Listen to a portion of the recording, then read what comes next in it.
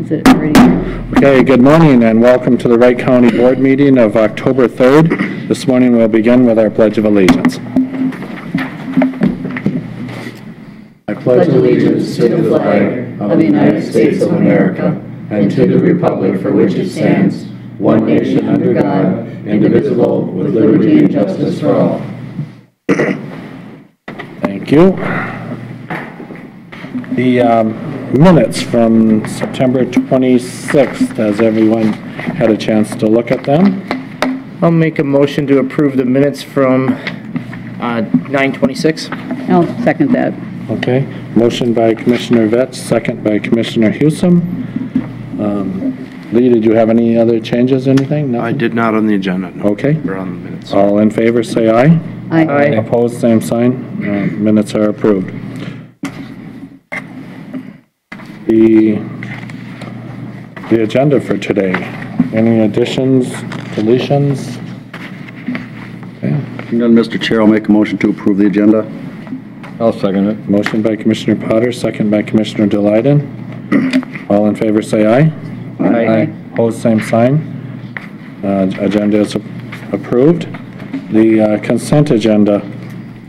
I'll make a motion to approve the consent agenda. I'll second that. Okay. Any further discussion? Seeing none. All in favor say aye. Aye. Opposed, same sign. Motion carries unanimous. Okay.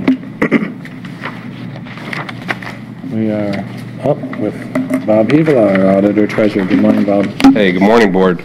The first item on the agenda, I'm going to have Brian come up. This has to do with an abatement of taxes on property owned by McDonald's. So it's a story, so I'm going to let Brian tell you the story. Okay. Yeah, it looks like one. Good morning, Mr. Chair, members of the board. I like telling stories. I'll start out by telling you why we're here. The county board has certain abatement powers to correct errors in the tax system, but it only goes back, it's this year, current year plus two, so 2017, 2016, 2015. This problem goes way back to 2013, and I'll show you the parcel that we're talking about. In Buffalo, the McDonald's is right along Highway 55 here. They have 3 parcels of property. The one we're talking about is this little triangle out on the very end of their parking lot, the east end of their parking lot, and it includes their driveway coming off of 7th Street Northeast. When that area was reconfigured and that frontage road, if you will, was put in there, that parcel somehow got assigned to, I'm trying to think, it's the co-op across the street. Yeah, Lake Region Co-op, that's right. So their property is over across on the other side of 7th. So the tax statements had been going to Lake Region Co-op for years. They paid the taxes up through, I believe, 2012. At that point, they realized that it wasn't their property. They stopped paying taxes. I'm not sure that they notified anyone with the county. It just got in the tax forfeiture system. This year, when Tammy and her staff were going through tax forfeit properties, they realized this, and we had a meeting. We met with GIS. Ultimately, we didn't come up with a good answer as to why the tax statements had been going to Lake Region Co-op. But the bottom line is that McDonald's had never been notified that taxes were due on this property. And there is a process for the Department of Revenue to abate taxes going back further than just the current year and the 2 previous. So the application that's in your packet is one that's been signed by McDonald's. It would abate taxes, penalties, and interest for 2013, 14, 15, 16, and the first half of this year. And they would pay the second half taxes, which are, I think, noted on there as $189. Again, this is about, I think it's 1/10 of an acre property, and we don't have any good answers, but I can tell you it's the first time I've ever had something like this happen while I've been here, which makes it unusual. Yep. I'm here, Tammy and I are here basically to answer questions. Mr. Chair. Go ahead, Mr. Lane. Brian and Bob, is there any way that we can ask them to join those two together so that we don't, so this doesn't happen again. I mean, to send out that little amount, Separate. just a waste of time. Yeah. We can request that. Yeah, because it's such an odd property, we're probably actually going to delete it, and the assessor's office is involved as well, that they will take the value from that piece and actually put it on this property here, and add that value to there, I'm guessing, or I shouldn't speak for them, I guess one of those two properties. And so the value will be pushed over, and then this parcel will be deleted. We had both the surveyors and staff on the land record side in the auditor's office try to take a look to see how this parcel was ever created. And we just like Brian said, we have no reason. It's really awkward. It's just kind of odd on what had happened.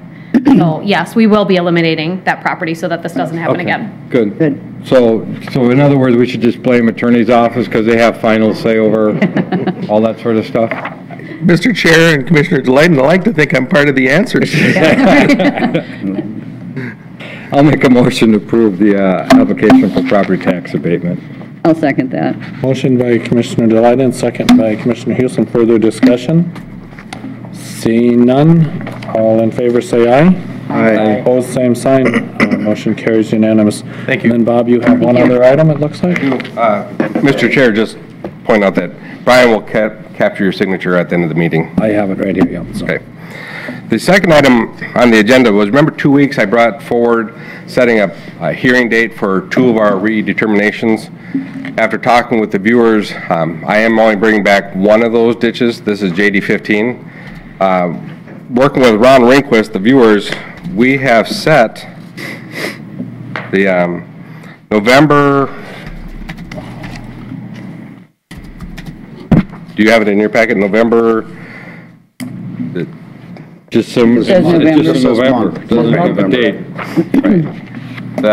it is set, Board. The suggestion is set. I think it's the second Wednesday in November. Day? They would have, what's going to happen is the viewers are going to have informational meetings. We're going to be sending out all the information to the benefited landowners, explaining what's happening to them. The viewers will set up an informational meeting with the landowners, explain the process that they went through to assign benefits of a system. That will be the week before. They'll have individual meetings with landowners. That way when we get to the public hearing, a lot of that is already done. So the public hearing is just here at the courthouse, but the informational meetings are being held down there in Stockholm. How much notice do you need put out for that, Bob? Well, we have to publish 3 consecutive weeks. We have to send it out X number of days prior to the public hearing, giving the informational meeting a chance to happen in that period. Because, yeah, unless you have the exact date, you want to just you want to do the second Wednesday and... Here, I'll tell you. I'll That look would at the be calendar. that would be the 8th, and it's going to be an evening. Then it'd be the week after, because they're holding informational meetings the 8th, 9th, and then individual meetings on the 11th, I think it is. So I'm needing you to set the public hearing that week after that. We Week can't, after. the 15th we can't do. We can't do the evening meeting. We have a planning and zoning meeting already that night. Yep. I believe this would be following the county board meeting. That's what we've done in the past. So you're talking the 14th then? On Tuesday? 14th, yes. Commissioners, it'd be setting the public hearing for November 14th here at the, Now, have you, During the county board meeting or after? remember how we did it? Was it at 9:30 or? It wouldn't have to be on TV and stuff, so we'd probably do it after, following the board meeting, so we could say 10:30. Is that, am I right on that, Lee, or? Well, typically our public hearings are done during the board meeting. I mean, okay. you are, I suppose, acting as part of a joint ditch authority at this time for this meeting, I would assume, for public yeah, hearing. but if this is a joint ditch, we're gonna have, aren't we gonna have the other commissioners in? We'll have, either have them here or consent. We do have the majority of the appointees on that joint ditch board, but we will be communicating with both Meeker and McLeod as to when the public hearing is. Jan's already sending that out to them. Because they also have to approve that, It would be, In this case, this is like Lee said, this is where you take off your commissioner's hat and you put on your drainage authority hat. yeah. I'm just wondering if it wouldn't be better to just do that, have a public hearing following the board meeting. Sure. I think it would make more sense, because it's not just our meeting. I mean, like I said, if they wanted to participate, they would be 2 other board members, and it would be kind of, I don't know, Sure. at that point, it's not really a Wright County meeting. Well, the thing is, though, since it's a joint, does their whole board also have to vote on it? No, just the 2 members that, One from each of those McClellan, counties. one from me.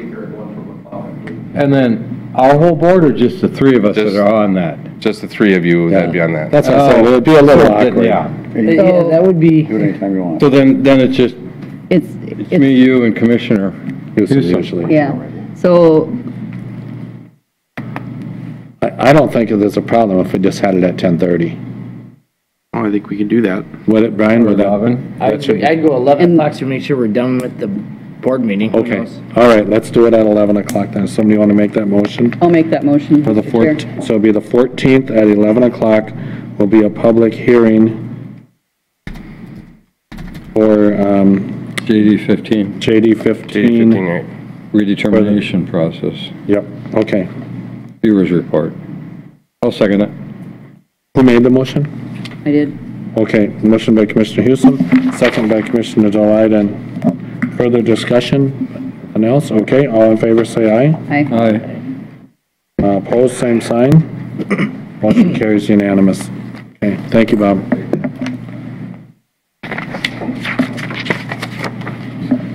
Next up, Brian, you're hot, on the hot seat again. Good morning, again.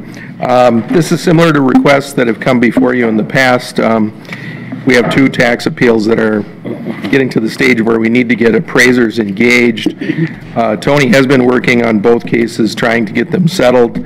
By way of explanation, the one that we would propose to hire Kevin Casserly for is a commercial parcel in the city of Albertville, right at the corner of I-94, be the northeast corner of I-94 and County Road 19, or CSA 19. So it's between the eastern portion of the outlet mall, and there's a lake there. I can't remember the name of the lake, but it's a parcel that is right off of the exit ramp from I-94. The parcel that Mr. Dwight Dolan would be retained for is the building in St. Michael that now has that new restaurant in the Main Street Farmer, correct. And part of the building, of course, is taken up by the restaurant. Part of it, I think, is still out for lease. But in any event, these tax appeals both are for, I believe, pay 2016 and 17. So there's at least 2 years at issue. And we've been very I would add that we've been very successful. The times over the last year and a half that I've come to you for the purpose of hiring an appraiser, we have been able to settle those cases, and we've never paid the full quoted rate, if you will, to the appraisers, because we were able to shut them down before they had completed their work. So, And Brian, Tony's not here today, but we don't have to do this outside appraisal, right? You could just have your own appraisers.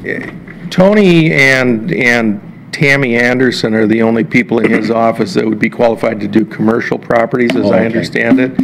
And so what it becomes is a kind of a time crunch with personnel. I mean, counties like Hennepin and Anoka have, most of the cities, the larger cities in those counties have their own assessors. That's fine. And do their own appraisals without going out.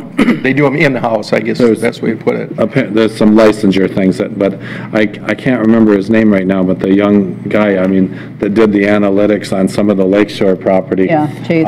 Gosh, if he got his license, I mean, he was so good. I mean, Very sharp. Chase I is think very he sharp. impressed our board here, the way, and even the person that was having the dispute even said what a great job that he did, so. Was that at the County Board of Equalization? Yes, it would be Yeah. Board of Equalization, but it was, I mean, he really went through the just looked at every aspect of things and did the comparables and the height of the land, and I was like, I couldn't believe it. Chase is very detail-oriented. Okay, all right, well, I'll entertain a motion here. Mr. Chair, I'll make that motion to approve retaining Kevin Castler and Dwight Dolan to perform appraisals for the purpose of tax court. I'll second that. Motion by Commissioner Potter, second by Commissioner Hughes. Some further discussion? Okay, seeing none, all in favor say aye. Aye. Opposed, same sign, motion carries unanimous. Thank you. Committee minutes. Committee of the whole for 9/19/17, that was regarding the Marysville, the old Marysville Town Hall, I should say. Commissioner Potter, could you give us the... Yes, thank you, Mr. Chair. The Committee of the Whole met on September 19th, as the Board Chair had indicated. Commissioners present, Burrell, Potter, Hewsome, Delyden, Vetch, and then Coordinator Kelly. Others present, Wilczek, Mattice, Sally Stevens, Betty Dirks from Wright County Historical Society, and Dick Mattson, former commissioner. The discussion was the former Marysville Township Hall that the county owns as part of the county road. When they had to redo that bridge, they had to purchase that for some reason. And we still own it, but it's not the park, it's just the county has it, and it's just been sitting there. That structure is 1892, is they're claiming that's still correct on that one? Anyway, but no longer, it hasn't been actively used, and one of the ideas with that is in 2007 or whatever, they painted it, sentenced to serve it, painted it once, and they kind of, I think it was left on the kick the can down the road kind of thing. Let's just not deal with it right now and see what happens. It's in disrepair. It needs some attention right now, and the question is what to do with it. When talking with the Historical Society, the fact that building had been moved to that spot that was not original location kind of diminishes kind of the historical value of it to a point.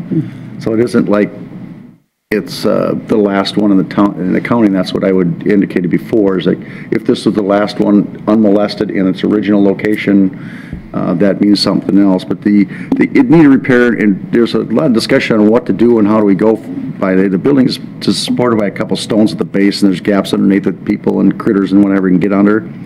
And the Alan Wilczek had obtained a proposal to replace the rotting beams and put a skirt around the perimeter at $30,000, and I think the commissioners were kind of taken back on that. It's a little bit too much money to be spending on that.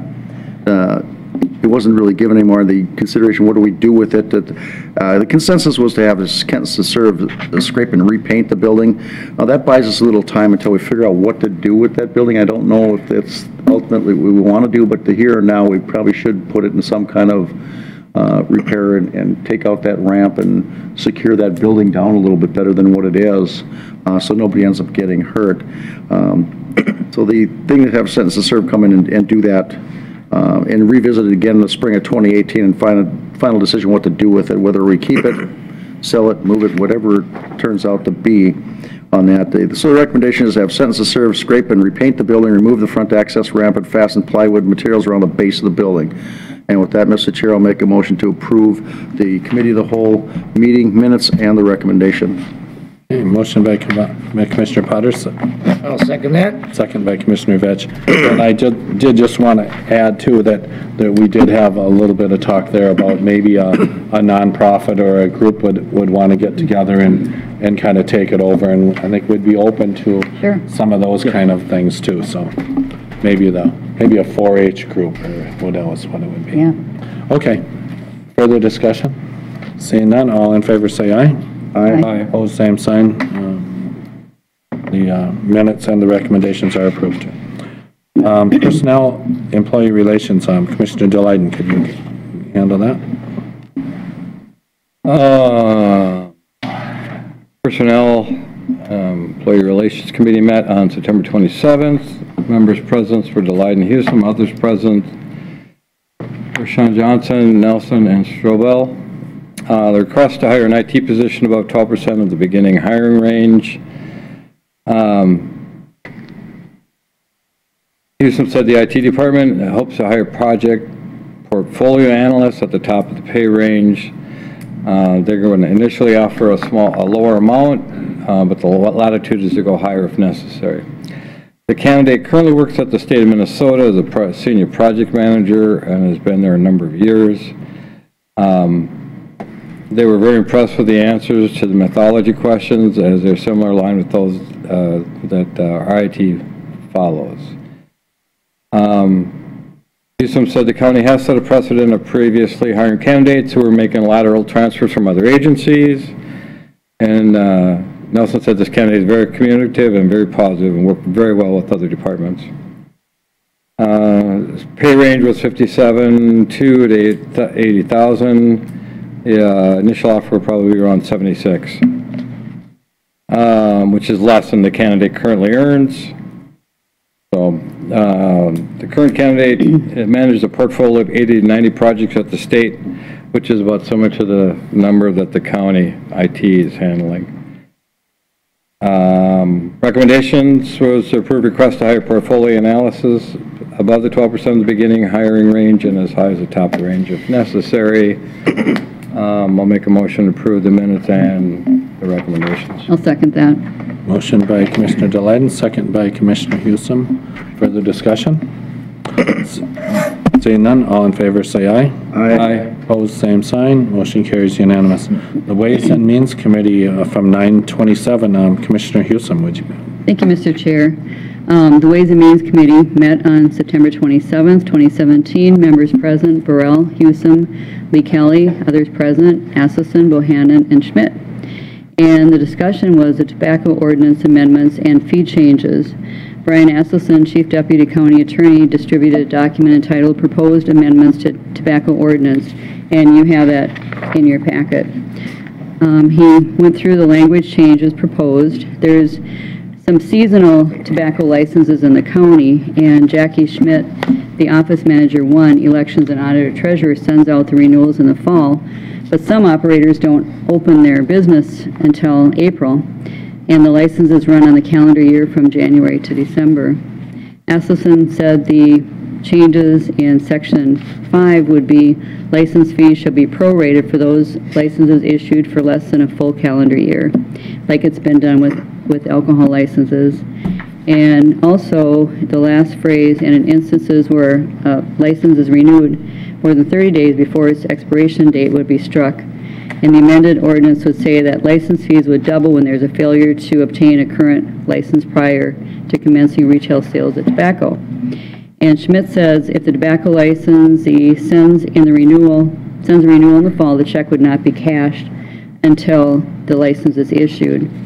And Hewsome said the licenses should not have more than 60 days to renew. If the county doesn't receive the fee by then, the license should not be renewed.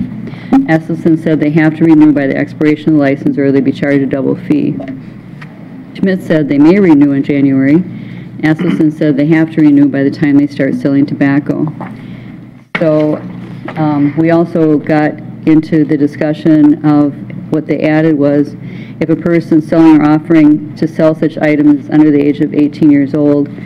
And Burrell disagreed with this clause because there's some 16-year-olds that are working at gas stations. And small groceries too. Right, grocery stores, they might be prohibited from working at those places unless there'd be a manager who was older, and then you'd have to call a manager over and to ring up the sales, and I agreed with that. Asselson drew attention to the last page, penalties at state. Any violation of federal, state, or local tobacco control laws or regulations may also subject the licensee to suspension or revocation of their tobacco license. He said there have not been many incidents of this nature. Asselson asked whether the committee felt the license fee should be increased. Originally, the license fee was $75, currently is $150. Neither Hewsome nor Burrell favored increasing the license fee. Bohannon said the cost to conduct compliance checks, applications, and everyone's time is about $1,800 for the year. Asselson said a 30-day notice must be given before the ordinance amendment is adopted. This ordinance amendment won't go to the county board before early November. He will do the notice and send it to the county paper. The recommendation is to approve the proposed tobacco ordinance amendment. excluding Section 7, prohibited sales, item B, which states, if a person selling or offering to sell such items is under the age of 18 years old. And that was excluded, yeah. Correct. So with that, Mr. Chair, if there's no questions, I will make a recommendation, or make a motion to approve the recommendation in the minutes. Okay, motion by Commissioner Hewsome, I'll second it. second by Commissioner Delighted. Discussion? Mr. Chair?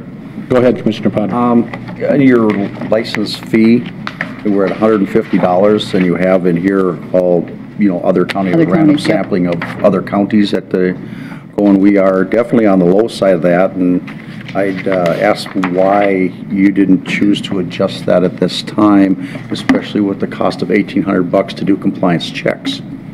Well, I mean, we aren't exactly on the low end. I mean, there's some $50, $100, $50, $45, so, but yeah, we're, The fees right now, though, Mike, are covering it. I mean, it's. Yeah. Okay. And yeah, what was the for all, question? for all the, Because I'm seeing similar sized counties you have in here, they're all at the 250, 250, Yep. 245, 277, and the $50 ones are a lot smaller counties than they are. us. Yep. And just the question of is it covering the $1,800 compliance check? We felt it was. Yes. Okay, fair enough, thank you. Questions? Commissioner Delighted, did you have something to, or? No, I just noticed that it actually breaks it down on the total cost for the county on the Yep. last page. It does. I didn't realize that.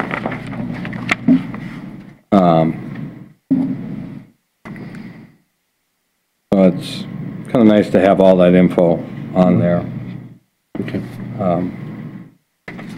So no, that's, Okay.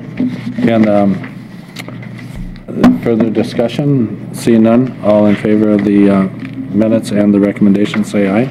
I, Opposed, same sign, motion carries. And then the next thing up will be that scheduling the public hearing, it looks like, so. Brian? Thank you, Mr. Chair. Yes, following up on your committee minutes you just approved, it's not actually a public hearing, but we have to publish notice of intent to amend an ordinance. So, and the statutes call for, I think in the minutes it mentioned it, state law says we're supposed to notify all the retailers that are licensed at least 30 days before we do that. So the dates that would work as far as publication and mailing of notice would be either November 7th or November 14th, and I just leave that up to you. We don't even need to mention a time since it's not a public hearing. We would just say at the meeting on, unless you want to insert an actual time certain. I would think that would be best. Yeah. That way you're not wasting somebody's time. Okay. No, that way they know. Yep. If you have a concern, this is the time Yep. to You can express come. it. Good idea. Should we do 9:30 then, Lee? Is that? On the 14th? Or Either 7th. the 7th or the 14th would work for me. We have a, yeah. I'd say do it the 14th. 14th. Okay. Your chair will make a motion to set the public notice for November 14th at 9:30 for the tobacco, amendments to the tobacco regulations. Okay. I'll second it. Motion by Commissioner Hewsome, second by Commissioner Delighted. Further discussion? Seeing none, all in favor say aye. Aye. Opposed, same sign. Thank you. Thank you, Brian. Motion carries unanimous. Next up, Commissioner Vetch, you met with some Trailblazer people, it looks like.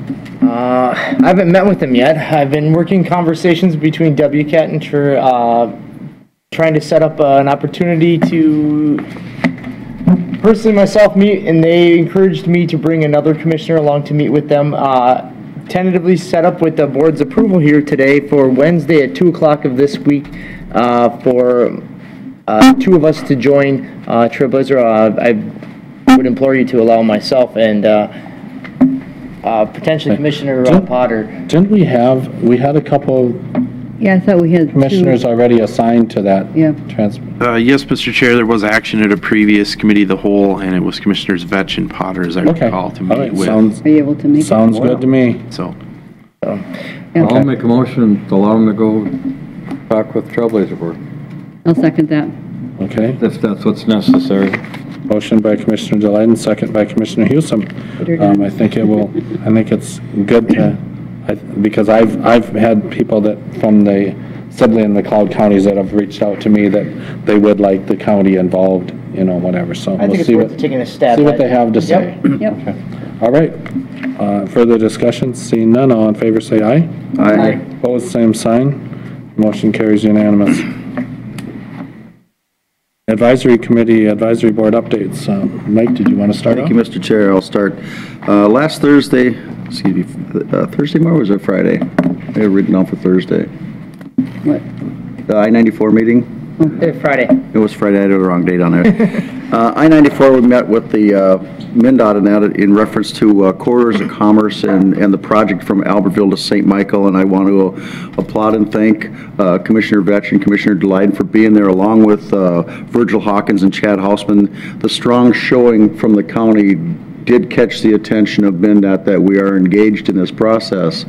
A lot of good details, in fact, to the point where I had Mark Geiske to agree to come to the AMC annual meeting and give a presentation on the corridors of commerce for the whole transportation committee there, which is kind of a lot of good information on how the process works, what's going through, some of the rule changes and the 8 criteria in order to qualify for these projects, which is a little change from what it was before. But hopefully this will eliminate that last minute legislative posturing that was happening a couple of years ago, where projects that were not anywhere near ready or on the radar screen all of a sudden appeared magically at hearings and just clogged up the whole hearing process.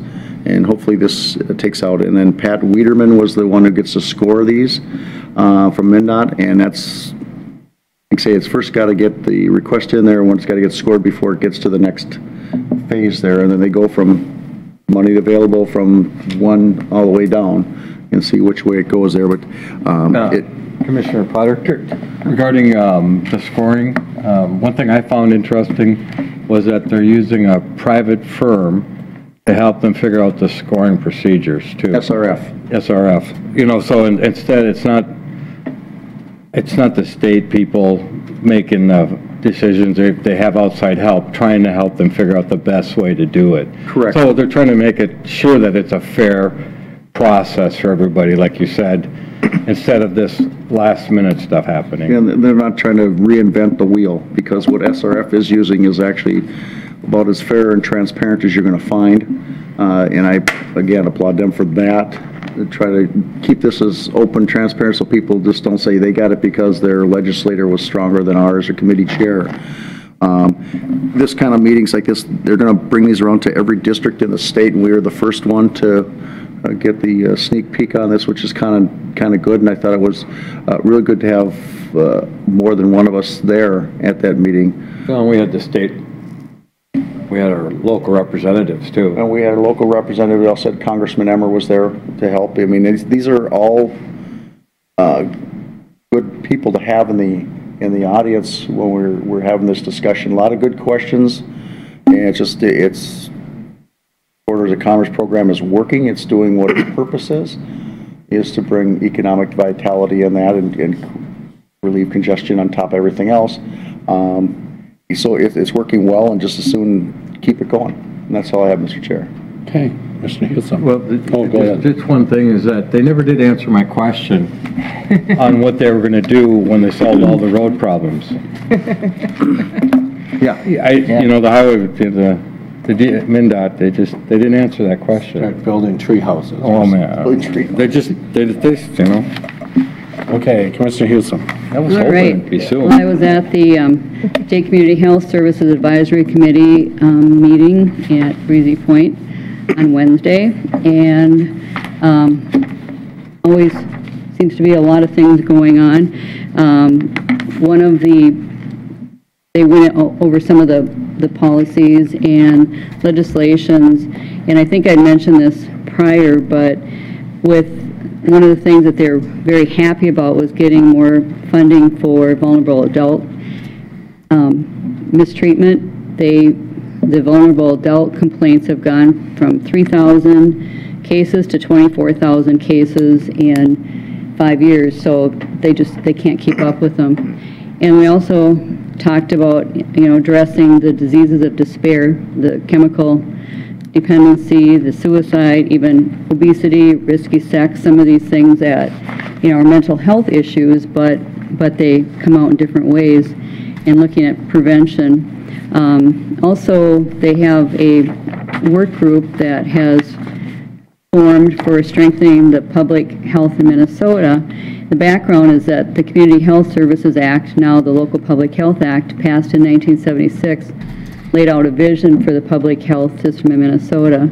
And of course, there's resource constraints and public health threats and challenges, along with, besides things like vulnerable adults and infectious diseases, there's the clean water, so they're looking at different areas. So they're going to brainstorm for strategies for strengthening the public health system. And then I was at the Central Minnesota EMS regional meeting on Friday.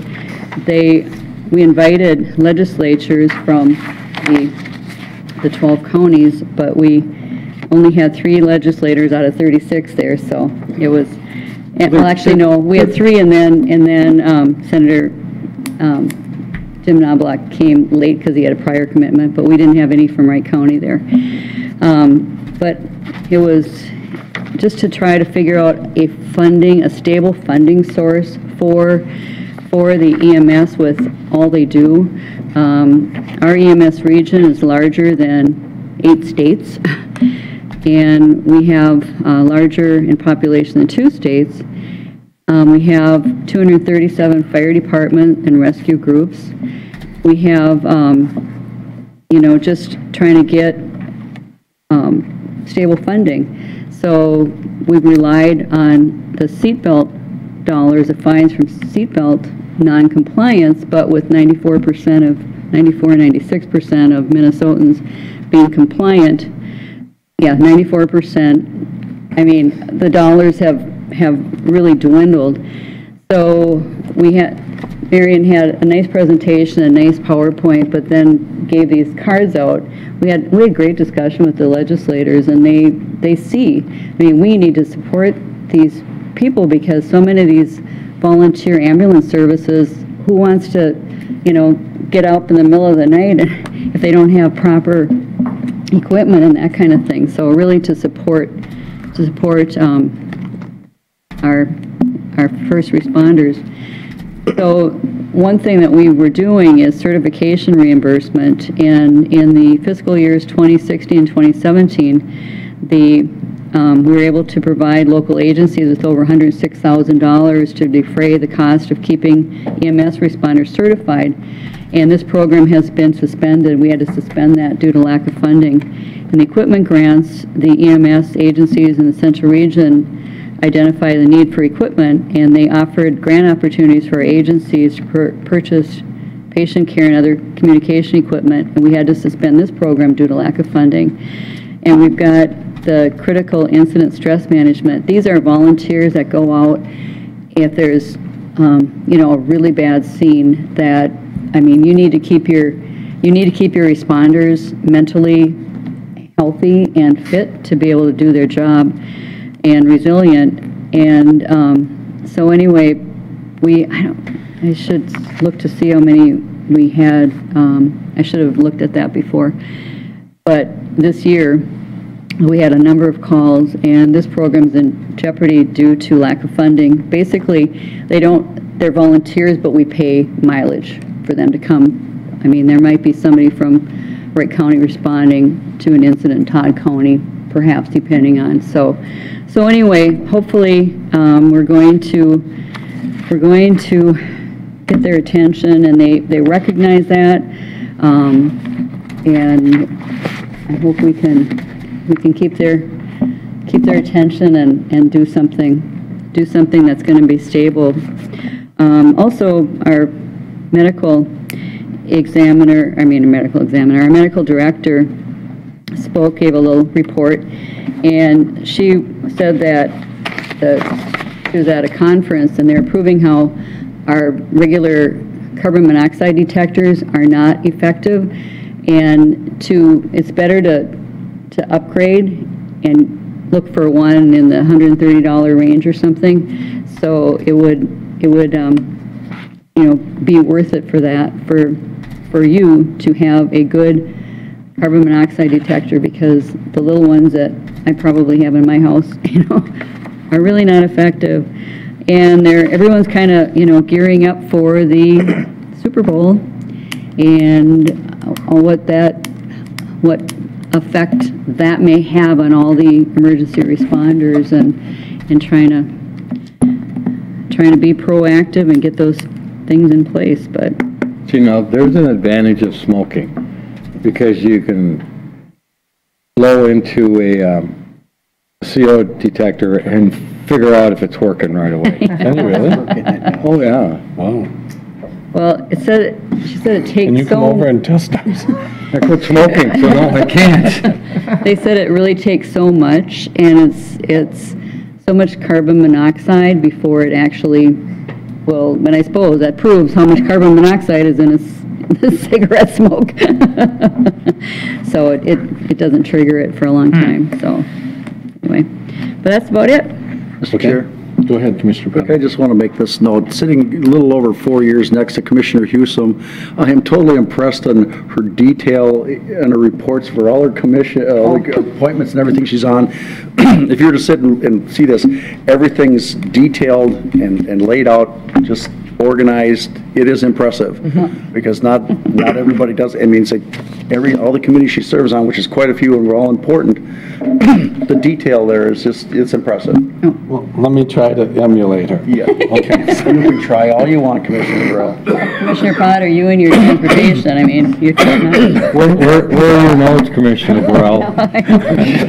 Okay, so I was at the Emergency Services Board last week, and again, we're talking about the next-gen text to 911, and it is quasi-operational in a couple of areas that they're doing kind of like beta tests on it and stuff. And they will actually be doing, once it does roll out to our area here, they will actually be doing the dispatch, so that the text will go to them.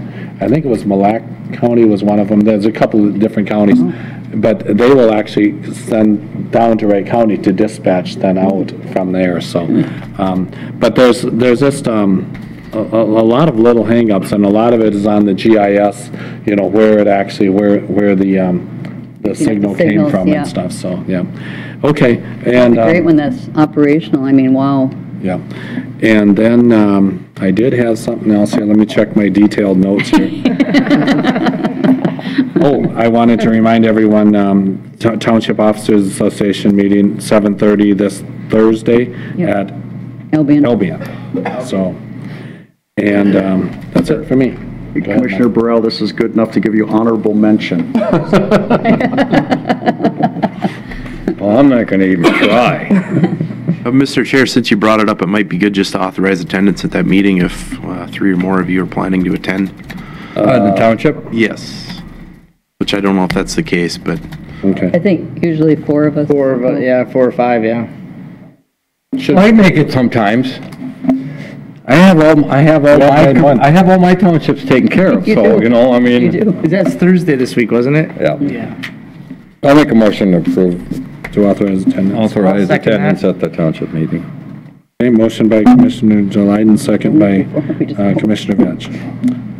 Discussion, seeing none, all in favor say aye. Aye. Opposed, same sign, motion carries. Okay. Thank you, Lee. Thank you. On Thursday, we presented some of the information to all the unions for the insurance reopeners, and a lot of those have been scheduled to meet with the different union representatives, so hopefully that's all going to come out well. I thought we were very fair with what we've done, so we'll have to see what happens. Okay. The web committee met on Thursday afternoon. I wasn't there, but they talked about the survey that they had on the county website. We had an excellent response. A number of questions that were asked, and The one that kept rising to the top was the jail roster. So that seemed to be the most popular thing people looked at, was the jail roster, along with some of the GIS mapping and that sort of stuff. So it was good information. It was to ask how our current website works, questions on how it worked on their phone, how it works on a computer or a tablet. So it was some really good information because we're getting a free redevelopment of our site. That was part of our original contract, so that'll be next year. And then I just want to put a thought in everybody's heads. Charlie, can you close one ear? I'm thinking in January, and I don't know, when do the House and Senate go back into, is it in February? February this year. February? Is it for just a couple of months, or is it through May? Mid-April? Yeah, I think it's a short session, but I think Really it's short, May. okay. But Anyway, I was thinking that, we get together with AMC, and we talk about all the counties as a whole priorities. Maybe we should ask all of our representatives and senators to meet with this board in January to let them know this board's priorities. They represent the county and the cities. I don't recall the last time other than on meetings here and there, where we actually met with all of our reps and senators. I don't think we've ever met with all of them. To discuss what are the board's priorities and why. Mr. Chair, Not to have every one of them. all we need is a TV camera here. They'll be there. Oh, okay. Ed, can the paper provide us with a TV camera?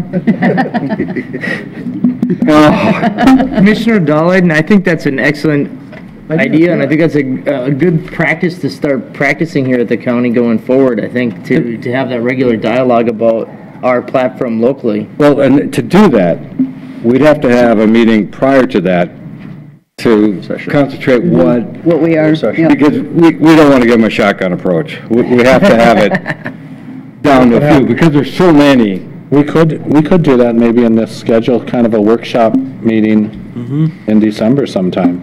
And just a thought, but if we want to do it, January. we need to get it out there now, because those guys are so busy, or they become so busy, especially if there's things that are more interesting. Maybe if we promise them coffee, donuts, bagels, steak, lobster, I don't know. That's what I was thinking. You might be over that $5 limit then. Oh, is that, all right, then bagels it is. So anyway, I would just to think about it, and that we should, in the next one or a few meetings, set a date in January to get together with them. Yeah. Assuming that February is when they start, and I can't remember. Yeah, I think it's February. Mr. Chair and Commissioners, it appears February 20th is the first day they reconvene, so January, I think, would be very timely if we did set something up. And I think that this is a good idea. There are other boards I've seen that have taken a stance on legislative priorities and put together their, I won't call it a platform, but the issues that are most important to their region. And So I think this would be a great step. Mr. Chair, I believe AMC has a legislative outlook session somewhere at the end of January. I recall something like that. So it'd be nice to have it close to that time frame, if not before. Well, if we do it after they've been to AMC, they kind of, avoid things. But if we can do it before they get on the fry pan there, it might be better for us.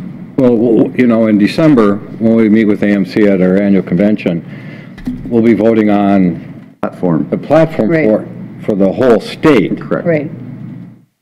And I think, either we take a couple of those things and highlight them, or we come up with some that are a little more unique to Wright County. Correct. So, anyway, that's my thoughts. And Commissioner Vetch.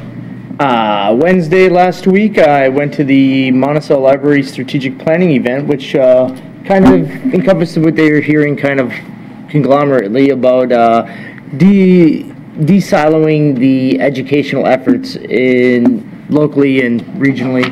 it was kind of the consensus of most of the people in the room. They want to be able to create more educational opportunities throughout the library in collaboration with other entities, whether it be schools, colleges, and such, and kind of making it more of a,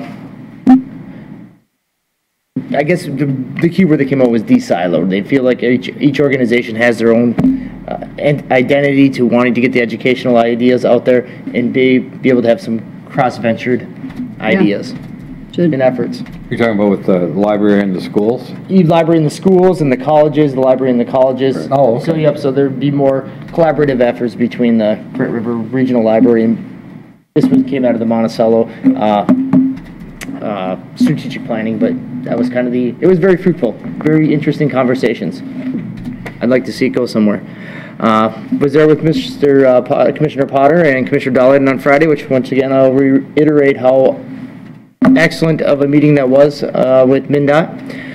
Also, this week is Manufacturing Week in Minnesota, and I want to congratulate UMC of Monticello for the city of Monticello, honoring them as the Industry of the Year for the city of Monticello. If anybody hasn't seen or heard of them, they are a class act in the county, the state, and moreover, Monticello. My brother worked for them and he retired, and I could tell you a lot of stories, just a class act company. Yep. Okay. Anything else? Is there any other business to come before the board? Seeing none, we are adjourned at 9:51.